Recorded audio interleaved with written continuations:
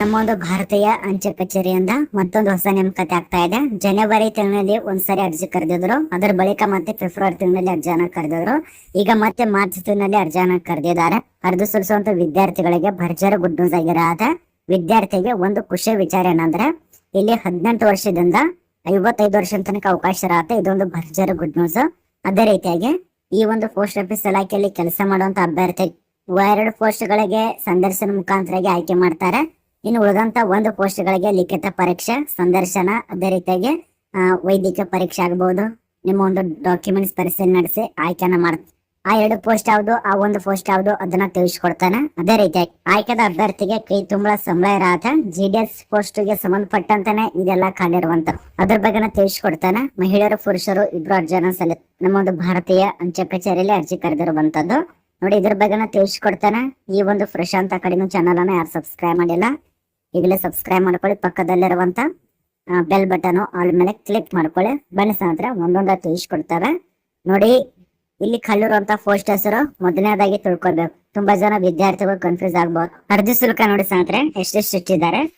ಮೊದಲನೇದಾಗಿ SC/ST ಅಭ್ಯರ್ಥಿ, PWD ಅಭ್ಯರ್ಥಿಗಳಿಗೆ ಇವರಿಗೆ ಸಂಬಂಧಪಟ್ಟಂತೆ 150 ರೂಪಾಯಿ ತನ ಅರ್ಜಿ ಶುಲ್ಕ ಇರತ್ತೆ. ಅದೇ ರೀತಿಯಾಗಿ ಎಲ್ಲ ಒಂದು ಕೆಟಗರಿ ಅಂದ್ರೆ ಸಾಮಾನ್ಯ ವರ್ಗದವರು 2A 2B ಹಾಗೂ 3A ಮತ್ತು 3B ಸೇರಿದವರಿಗೆ 750 ರೂಪಾಯಿ ತನ ಪಾವತಿ ಮಾಡ್ಬೇಕಾಗತ್ತೆ. ಇದೊಂದು ತಲೆಯಲ್ಲಿ ಇಟ್ಕೊಳ್ಳಿ. 750 ರೂಪಾಯಿ ತನ ಅರ್ಜಿ ಶುಲ್ಕನೇ ಇಟ್ಟಿದ್ದಾರೆ. ಈ ಬಂದು ಭಾರತೀಯ ಪೋಸ್ಟ್ ಆಫೀಸ್ ಇಲಾಖೆ ಎಲ್ಲ ಒಂದು ಅಭ್ಯರ್ಥಿಗಳಿಗೆ. ಇಲ್ಲಿ GST ಕೂಡ ಇರತ್ತೆ. ಅದನ್ನೆಲ್ಲ ಸೇರಿಸ್ಕೊಂಡು 750 ರೂಪಾಯಿ. ಉಳಿದಂತ ಕೆಟಗರಿಗೆ 150 ರೂಪಾಯಿ. ಇದನ್ನ ನೋಡ್ಕೊಳ್ಳಿ. ಇನ್ನು ಪೋಸ್ಟ್ ಹೆಸರು ನೋಡಿ, ಯಾವ್ಯಾವ ಪೋಸ್ಟ್ಗೆ ಅರ್ಜಿ ಕರೆದಿದ್ದಾರೆ ಅಂತ ಹೇಳಿ. ಅದಕ್ಕಿಂತ ಮುಂಚಿತವಾಗಿ ದಿನಾಂಕ ನೋಡಿ. ಅರ್ಜಿ ಸಲ್ಲಿಸಲು ಪ್ರಾರಂಭ ದಿನಾಂಕ 29/3/2025 ಬೆಳಗ್ಗೆ 10 ಗಂಟೆಯಿಂದ ಅರ್ಜಿಗಳು ಪ್ರಾರಂಭ ಆಗಿದೆ. ನಮ್ಮ ಒಂದು ಭಾರತೀಯ ಪೋಸ್ಟ್ ಪೇಮೆಂಟ್ ಬ್ಯಾಂಕಿನಲ್ಲಿ. ಇದು ಕೂಡ ಭಾರತೀಯ ಅಂಚೆ ಇಲಾಖೆಯಲ್ಲಿ ಕಲ್ಲಿರುವಂತಹ ಪೋಸ್ಟ್.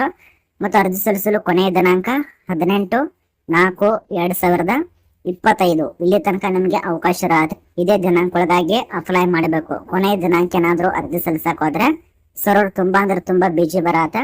ಆಗ ಅರ್ಜಿ ಸಲ್ಲಿಸಿದ್ರು ವೇಸ್ಟ್. ಅಂದ್ರೆ ಅರ್ಜಿನ ತಗೊಳ್ಳೋದಲ್ಲ, ಈಗಲೇ ಅಪ್ಲೈ ಮಾಡಿದ್ರೆ ತುಂಬಾ ಒಳ್ಳೆಯದು ನೋಡಿ.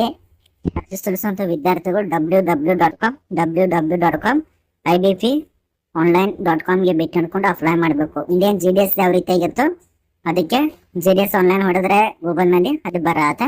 ಇದಕ್ಕೆ ನೀವು ಅಪ್ಲೈ ಮಾಡ್ಬೇಕಾಗತ್ತೆ. ಇನ್ನೊಂದು ಇಲ್ಲಿ ಪರ್ಸೆಂಟೇಜ್ ಇಷ್ಟೇ ಆಗ್ಬೇಕು ಅಷ್ಟೇ ಆಗ್ಬೇಕಂತ ಏನಿಲ್ಲ.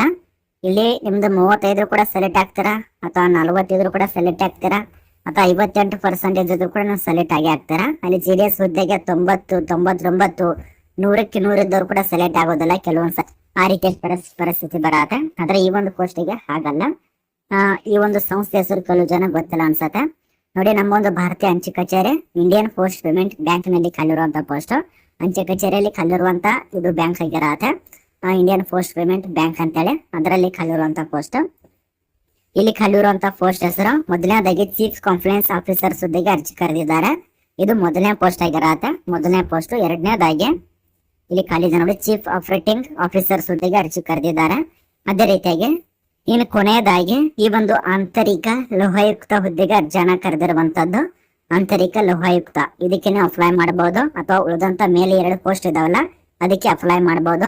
ಯಾವ್ದಕ್ಕೆ ನಿಮಗೆ ಇಷ್ಟ ಆಗತ್ತೆ ಆ ಒಂದು ವಿದ್ಯಾರ್ಹತೆ ನೋಡ್ಕೊಂಡು ಅಲ್ಲಿ ನೀವು ಅಪ್ಲೈ ಮಾಡಬೇಕು.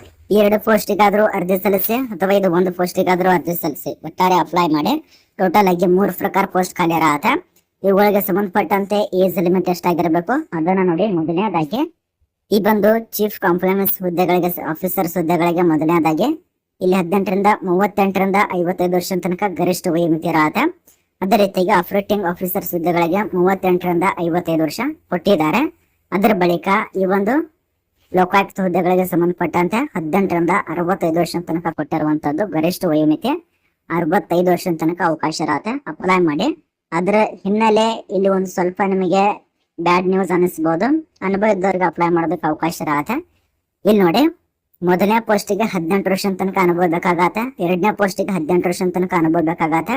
ಮೂರನೇ ಪೋಸ್ಟ್ ಪೇಜ್ ನಂಬರ್ 3ರಲ್ಲಿ ನೋಡಿದ್ದಾರೆ. ಇಲ್ಲಿ ನಾನು ಹೋಗ್ತಿದ್ದೇನೆ. ಇಲ್ಲಿದೆ ನೋಡಿ, ಇಲ್ಲಿ ಕಾಣಿಸ್ತಾ ಇರಬಹುದು ಇದರದ್ದು ಅನುಭವಕ್ಕೆ ಸಂಬಂಧಪಟ್ಟಂತೆ ಎಲ್ಲೆಲ್ಲಿ ಯಾವ ರೀತಿಯಾಗಿ ಅನುಭವ ಬೇಕಂತ ಅದನ್ನ ತಿಳಿಸ್ಕೊಟ್ಟಿದ್ದಾರೆ.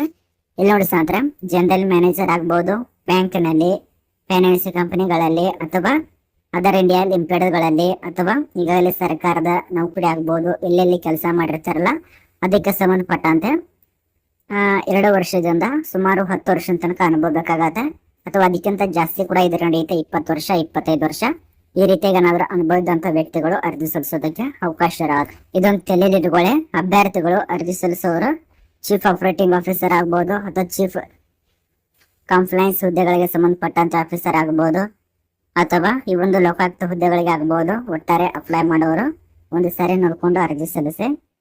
ಇನ್ನೊಂದು ಹೇಳ್ಬೇಕಂದ್ರೆ, ಈಗಾಗಲೇ JDS ಇದ್ದವರು ಇದಕ್ಕೆ ಅರ್ಜಿ ಸಲ್ಲಿಸೋದಕ್ಕೆ ಅವಕಾಶ ಇರತ್ತೆ, ಅಥವಾ ನೀವೇನಾದ್ರೂ ಪ್ರಮೋಷನ್ ಮಾಡ್ಕೋಬೇಕಂದ್ರೂ ಕೂಡ ಇದಕ್ಕೆ ಪ್ರಮೋಷನ್ ಮಾಡೋದಕ್ಕೆ ಅವಕಾಶ ಇರತ್ತೆ. ಇದೇ ಅವಕಾಶ, ಈ ಒಂದು ಅವಕಾಶ ಮಿಸ್ ಅಂತೂ ಮಾಡ್ಕೋಬೇಡಿ.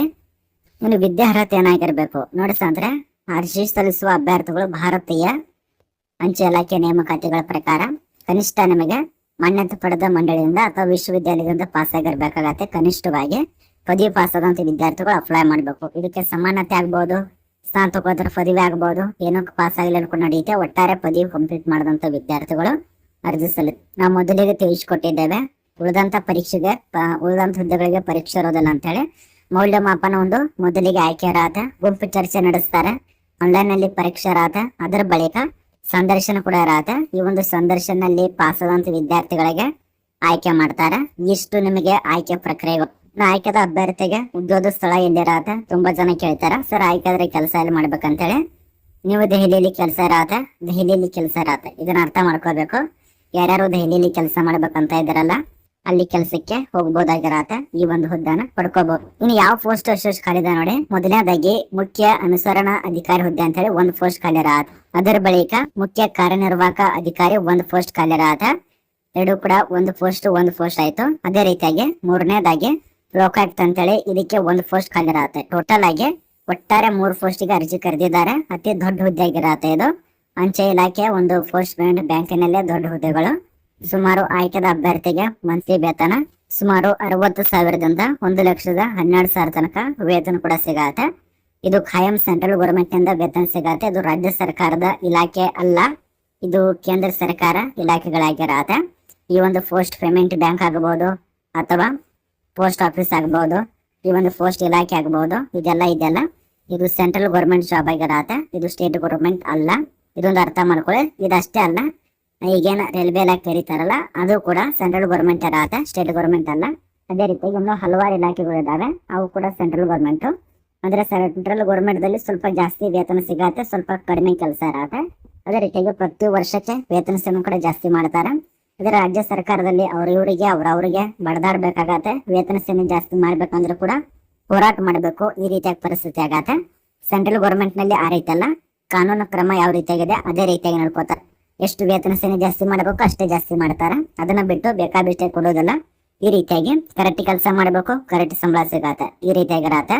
ಇಷ್ಟ ಅರ್ಥ ಆಗಿದೆ ಅಂತ ಅನ್ಕೋತೀವಿ. ಯಾರ್ಯಾರು ನಮ್ಮ ಒಂದು ಭಾರತೀಯ ಪೋಸ್ಟಲ್ ಪೇಮೆಂಟ್ ಬ್ಯಾಂಕ್ ನಲ್ಲಿ ಕೆಲಸ ಮಾಡ್ಬೇಕಂತ ಇದ್ರಲ್ಲ ಅಪ್ಲೈ ಮಾಡಿ. ಮೊನ್ನೆ ಒಂದು ಅರ್ಜಿ ಕರೆದಿದ್ರು, ಜನವರಿ ತಿಂಗಳಲ್ಲಿ ಇದರದ್ದು ನೋಟಿಸ್ ಬಂದಿತ್ತು, ಅದು ಕೂಡ ತಿಳಿಸ್ಕೊಟ್ಟಿದ್ದೇವೆ. ಫೆಬ್ರವರಿ ಕೂಡ ರಿಲೀಸ್ ಮಾಡಿದ್ರು, ಸುಮಾರು 57 ಪೋಸ್ಟ್, ಅದು ಕೂಡ ತಿಳಿಸ್ಕೊಟ್ಟಿದ್ದೇವೆ. ಈಗ 3 ಪೋಸ್ಟಿಗೆ ಅರ್ಜಿ ಕರೆದಿದ್ದಾರೆ, 3 ಪೋಸ್ಟಿಗೆ ಅಪ್ಲೈ ಮಾಡಿ. ಇನ್ನು ಹಲವಾರು ಪೋಸ್ಟಿಗೆ ಅರ್ಜಿ ಕರೀತಿದ್ದಾರೆ. ಅದರ